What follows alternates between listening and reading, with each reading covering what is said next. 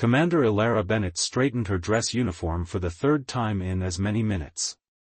The neural translator implanted behind her ear buzzed with static, a sign of her own nervousness rather than any technical malfunction.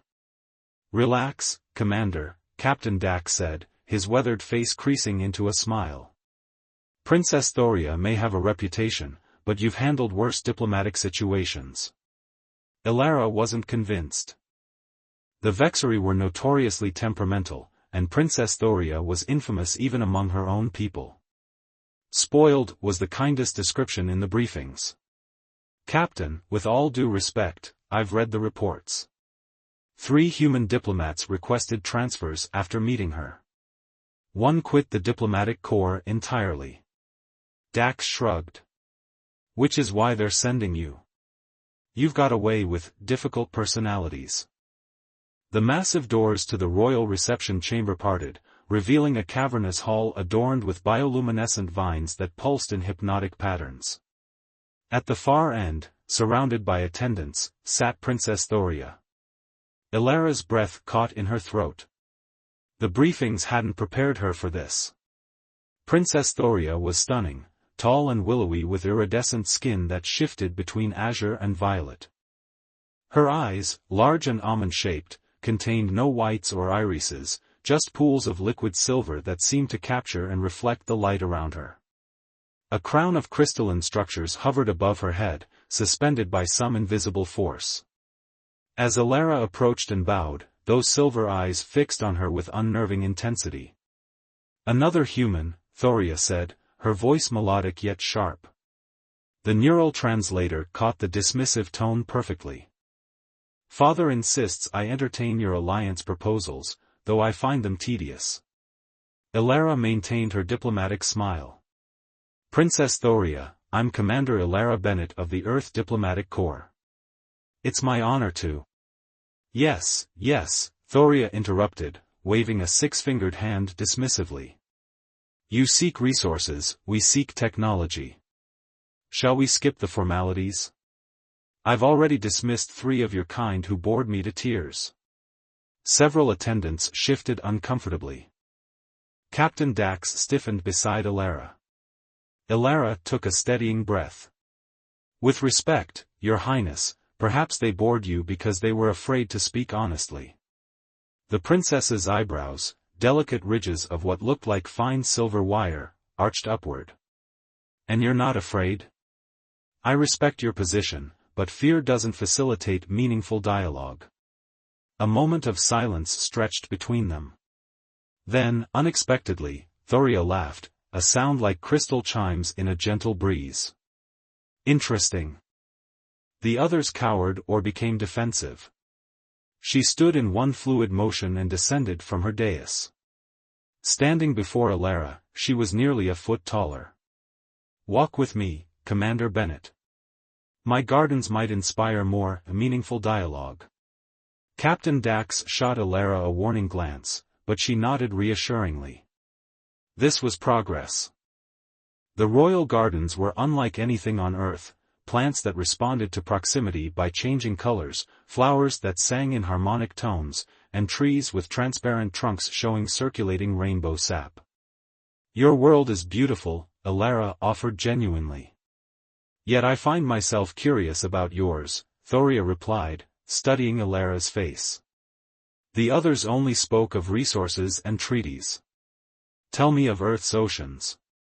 I've heard they cover most of your world." As Elara described Earth's natural wonders, she noticed Thoria drawing incrementally closer, those silver eyes focused solely on her. The princess asked questions that had nothing to do with diplomacy, about human relationships, emotions, desires. "Your species fascinates me," Thoria admitted as they completed their circuit of the garden. "Particularly you, Elara Bennett." The use of her first name wasn't lost on Elara. Neither was the way Thoria's fingers brushed against hers, seemingly accidental but unmistakably deliberate. "Perhaps," Thoria continued, her voice lower, more intimate, "you could become my personal liaison. I have much to learn about humans before any alliance can proceed." Behind the diplomatic proposition lay something else, an invitation Elara wasn't prepared for but couldn't ignore. The princess wasn't just hungry for knowledge. "I would be honored, Your Highness." Thoria smiled, her skin shifting to a deeper violet. "Good. Report to my private quarters tomorrow. We have much to discuss." As Elara bowed and departed, she couldn't shake the feeling that her diplomatic mission had just become something far more complicated and dangerous. Elara approached the princess's private quarters with a mixture of professional duty and something more unsettling, anticipation. 2 weeks had passed since their first meeting, and each day spent with Thoria had been more intriguing than the last. The guards, tall Vexari with ceremonial armor that shifted colors with their movements, recognized her now and simply nodded as she approached. The massive doors parted, revealing not the formal receiving room she expected, but a lush indoor garden where Thoria reclined on a floating cushion of some iridescent material. "Commander Bennett," Thoria smiled, her skin shifting to a pleased azure. "Precisely on time, as always." "Your Highness," Elara bowed slightly, a gesture she knew Thoria found amusingly unnecessary. "Must we continue with these formalities? When we're alone, I'd prefer you call me Thoria." Elara hesitated. "That would be unconventional for diplomatic protocol." Thoria rose from her cushion with fluid grace. "Is that not why you're here? To break conventional protocols?" She gestured to the garden around them. "To help me understand your species beyond the rigid structures of formal diplomacy?" There was truth to that. Captain Dax and the diplomatic team were thrilled with Elara's progress. Princess Thoria, previously dismissive of alliance talks, was now actively engaged in negotiations, but only through Elara. Fair point. Thoria. The name felt intimate on her tongue. The princess's skin rippled with pleasure at the sound. "Excellent. Now, tell me more about human courtship rituals. Your explanation yesterday left me with questions." Elara felt heat rise to her cheeks. Yesterday's cultural lesson had taken an unexpected turn when Thoria asked about human relationships. "What specifically interests you?" Thoria approached, silver eyes unblinking. "Physical expressions of affection. You mentioned many forms, holding hands, embracing, kissing." She tilted her head. "Show me." "That would be inappropriate," Elara said carefully. "These are intimate gestures, not demonstrations." "Between diplomats, perhaps," Thoria countered. "But are we not becoming friends, Elara?" The use of her first name sent an unexpected thrill through her. "I suppose we are." "Then humor me. Among the Vexari, knowledge is physical. We learn through touch." Thoria extended her hand, 6 slender fingers splayed open. "Start with something simple. Show me how humans hold hands." Against her better judgment, Elara placed her hand in Thoria's. The princess's skin was cooler than a human's, with a faint electric tingle that traveled up Elara's arm. Thoria's fingers interlaced with hers awkwardly at first, then with growing confidence. "Your heart rate has increased," Thoria observed, silver eyes studying their joined hands. "Is this affecting for you?" Cultural differences can be intense, Elara managed, aware she wasn't being entirely honest. Thoria stepped closer. "What about the embrace you described? The hug?" Before Elara could object, Thoria had wrapped her arms around her. The princess was nearly a foot taller, and Elara found herself pressed against the alien's chest, surrounded by the subtle scent of what reminded her of rain-soaked flowers. "Am I doing this correctly?" Thoria whispered, her breath warm against Elara's hair. "Yes," Elara admitted, finding herself returning the embrace despite every professional instinct screaming caution. They remained that way longer than any diplomatic manual would approve. When they finally separated, Thoria's skin had deepened to a violet Elara hadn't seen before. "Tell me of your life before becoming a diplomat," Thoria requested as they moved to sit on cushions beside a small pool where creatures like luminous fish swam in geometric patterns. The question surprised Elara. Why would that interest you? Because I wish to know you, not just your professional function. Thoria's voice softened. No one sees beyond my title, I'm always just the princess or the spoiled royal. I wonder if you experience something similar. The unexpected vulnerability caught Elara off guard. She found herself sharing stories of her childhood on Earth's lunar colonies, her parents' work as terraformers, her own dreams before duty called her to diplomacy. As the artificial light in the chamber dimmed to simulate evening, Thoria spoke of her own isolation, of a life dictated by royal protocol, of being feared rather than known. They call me spoiled because I reject suitors chosen for political advantage, she confessed. They don't understand I want more than arranged alliances. I want. Her silver eyes met Elara's, and the unspoken desire between them became impossible to ignore. Tomorrow, Thoria said softly, I would like to learn about this human custom of kissing. The request hung in the air between them, crossing every professional boundary Elara had sworn to uphold. Yet as she departed the princess's quarters, Elara realized with growing certainty that she would return tomorrow, and diplomatic protocol would not be her primary concern. This is unacceptable, Commander Bennett. Captain Dax paced the small confines of the diplomatic quarters, his face flushed with anger. A formal complaint from the royal adjudicator himself. Elara stood at attention, though inside she was in turmoil. 3 weeks of increasingly intimate, cultural exchanges, with Thoria had culminated yesterday in what could only be described as a passionate kiss, one that an attendant had unfortunately witnessed. The relationship between Princess Thoria and myself has facilitated unprecedented diplomatic progress, she argued, knowing how hollow it sounded. Don't insult my intelligence, Dax snapped. The Vexery High Council is in an uproar. Princess Thoria is betrothed to the heir of the Astari Dominion, a marriage that would secure vital trade routes for both species. This was news to Elara. She never mentioned any betrothal. Because she's been actively avoiding it for years.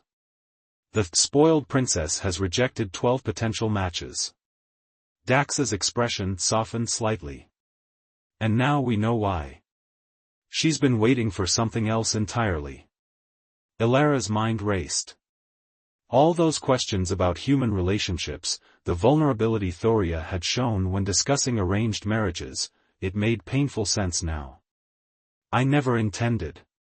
Your intentions are irrelevant, Dax interrupted. You're being reassigned effective immediately. The diplomatic corps is sending Ambassador Orson to replace you. Orson? He's a bureaucrat, not a cultural liaison. He doesn't understand the Vexery like I do. That's precisely the point. The Vexery Royal Court wants someone who will stick to formal protocols. Dax sighed heavily. You've got 6 hours to pack your things. The transport leaves at 1800 hours. After Dax left, Elara sat heavily on her bunk. Protocol dictated she should accept the reassignment without protest. Her career in the diplomatic corps hung in the balance.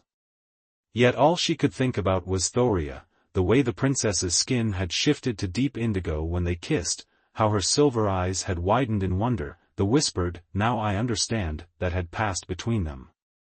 A soft chime interrupted her thoughts. The communication panel pulsed with an incoming message, royal encryption. Thoria's face appeared, her skin a pale, distressed blue. Elara, they're saying you're being sent away. Tell me this isn't true. I'm afraid it is. Your royal adjudicator filed a formal complaint. Thoria's expression hardened. Kethris. Always watching, always reporting to my father. Her skin rippled with anger. This is absurd. I'll speak to father immediately. That might make things worse, Elara cautioned. The diplomatic corps is concerned about interfering with your political arrangements. My betrothal. Thoria's voice was flat. A contract negotiated when I was a child, to a prince I've met exactly twice, both times finding him insufferably dull. Her silver eyes flashed. I won't allow them to send you away. You're the first person who's ever seen me as more than a royal asset. Thoria, please. Think carefully. This alliance is important for both our peoples. More important than what we've found. This connection between us? The princess moved closer to the screen, her voice dropping to an intimate whisper. Last night changed everything, Elara. Surely you felt it too. Elara couldn't deny it. That kiss had awakened something that transcended species and duty, a recognition of kindred spirits. I felt it, she admitted. But I have my orders. And I have my royal authority, Thoria countered. Meet me at the Eastern Gardens in 1 hour. There's a private transport bay nearby. We can be halfway to the outer colonies before anyone realizes we're gone. Elara's breath caught. You're suggesting we run away? Thoria, that's freedom, the princess interrupted. For once in my life, a choice that is truly mine. Come with me, Elara. Or if you cannot, then at least come say goodbye properly. The communication ended, leaving Elara with an impossible choice. Her career, her duty, everything she'd worked for, against this unexpected, overwhelming connection with Thoria. An hour later, Elara stood in the Eastern Gardens, her small bag of possessions at her feet. Protocol, duty, and reason all dictated she should board the transport back to Earth. But when Thoria appeared, no longer in her royal regalia but dressed in practical travel clothing, her silver eyes alight with hope and fear, Elara knew her decision had already been made. The transport will be traced, she said by way of greeting.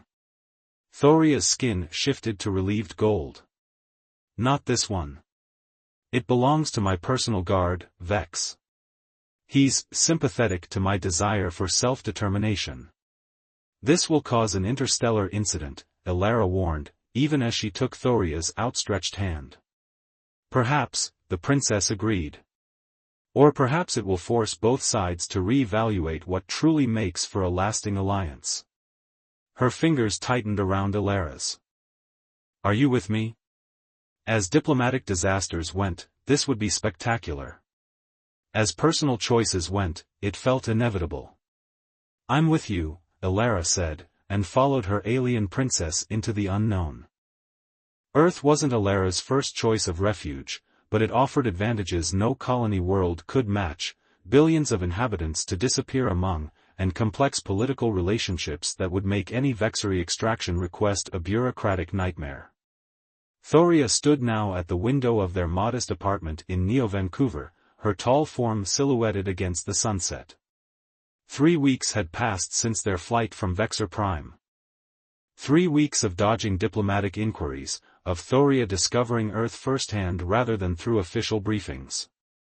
The water falls from the sky with such abundance, Thoria marveled, watching the rain streak down the window. On Vexer Prime, we collect moisture from the air with harvesting towers. But here it simply falls, free for anyone to enjoy. Elara joined her at the window, experiencing the familiar sight anew through Thoria's eyes. Most humans complain about rain. Most humans have never known thirst, Thoria replied, her skin rippling in thoughtful patterns of blue and green. Your world is beautiful in its excesses, Elara.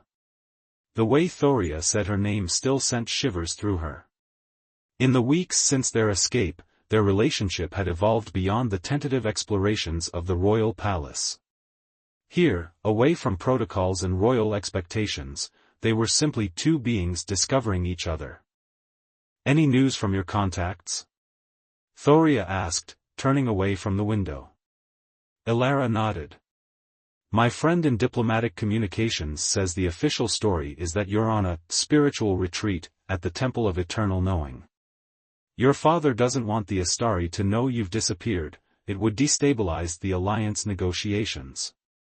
And jeopardize his precious trade routes, Thoria added bitterly. How long before they admit I'm gone? The annual Convergence Festival is in 2 months. You're expected to perform the ritual of renewal. They can't hide your absence beyond that. Thoria's skin darkened to deep indigo. Then we have 2 months of freedom before the storm breaks. We should use that time to plan our next move, Elara said practically. We can't stay in Neo Vancouver forever. But Thoria was moving closer, silver eyes reflecting the city lights. Always planning, my diplomatic commander. Always 3 steps ahead. Her 6-fingered hand traced the line of Elara's jaw with exquisite gentleness. But perhaps tonight we could simply be present. The proposal sent warmth spreading through Elara's body. Their physical relationship had been evolving cautiously, kisses that grew deeper, touches that lingered longer, bodies that pressed closer each night they shared a bed. Vexary physiology was different, yet similar enough that desire translated clearly between them. Are you sure?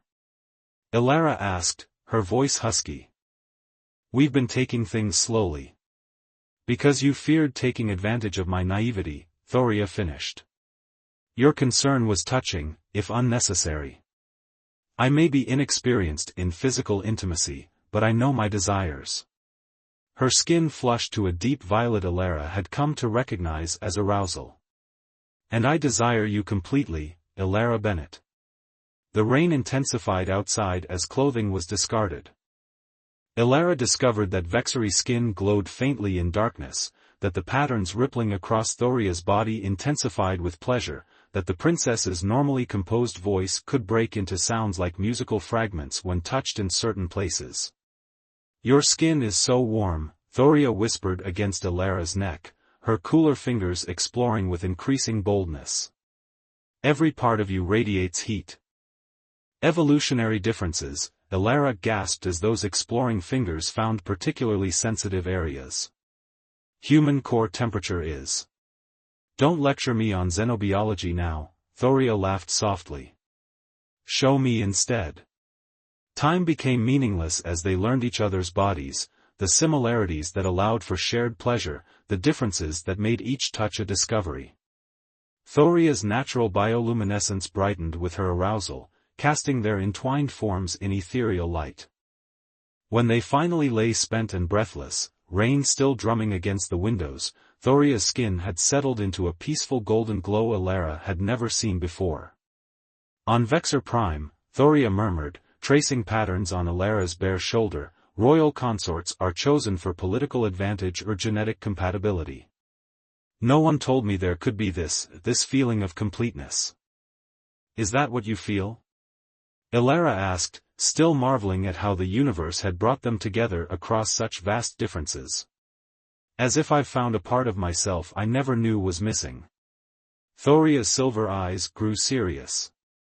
I won't go back, Elara.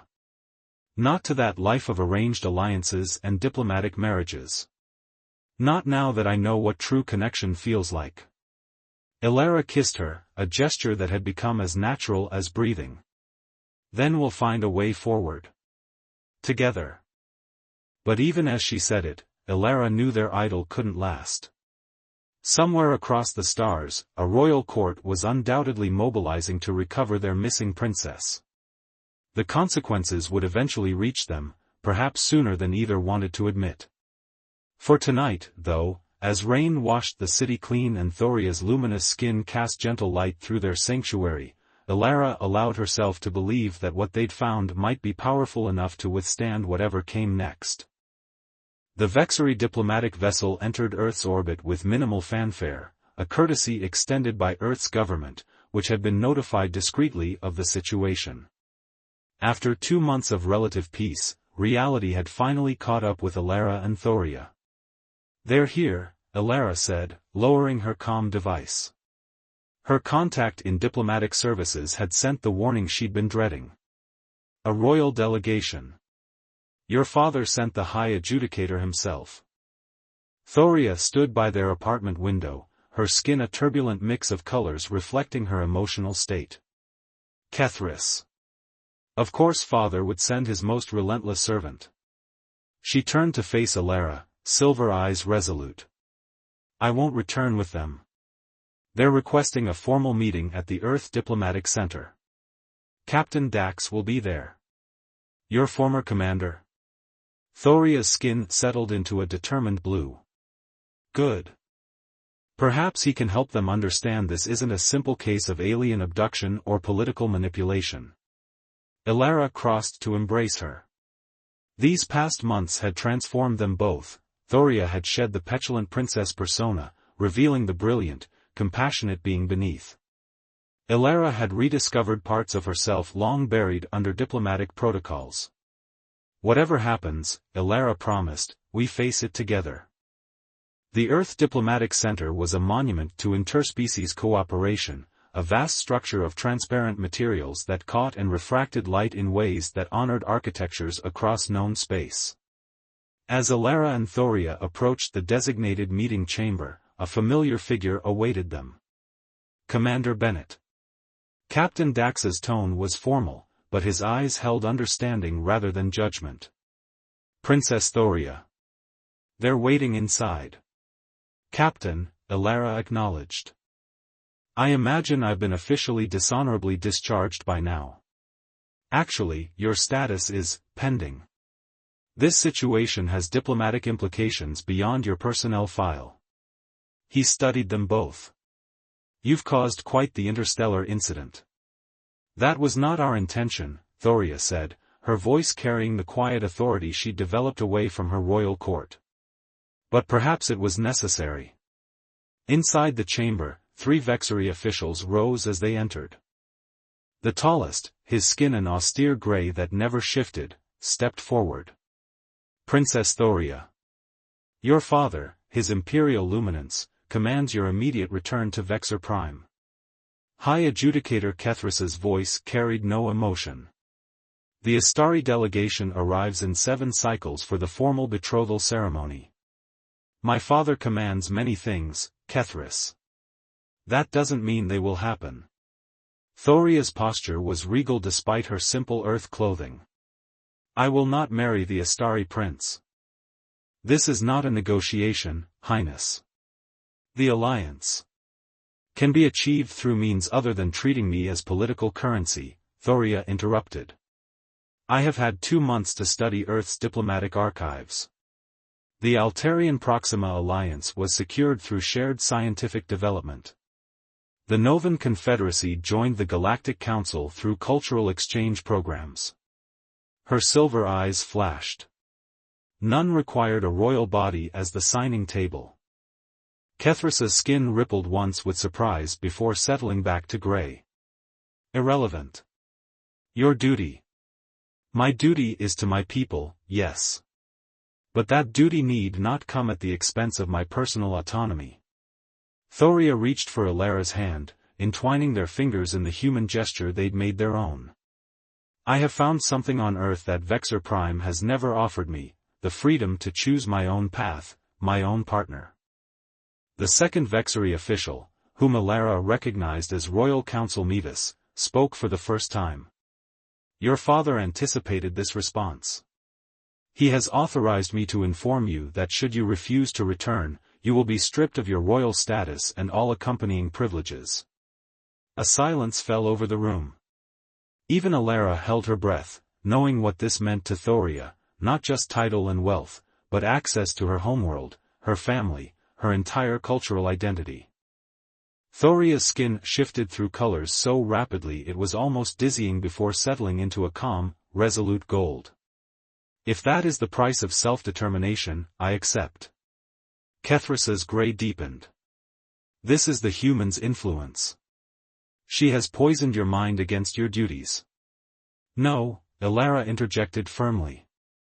She's made her own choice. As someone who loves her, would support her decision either way.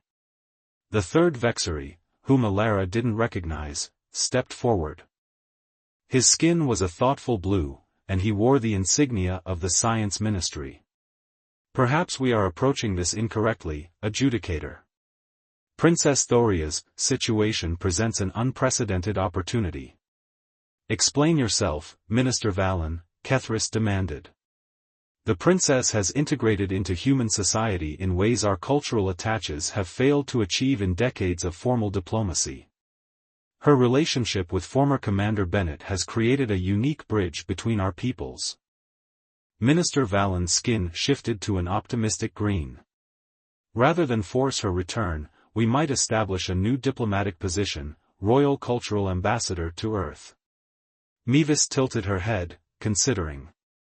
The Astari alliance could still proceed through traditional trade agreements. Preposterous, Kethris snapped.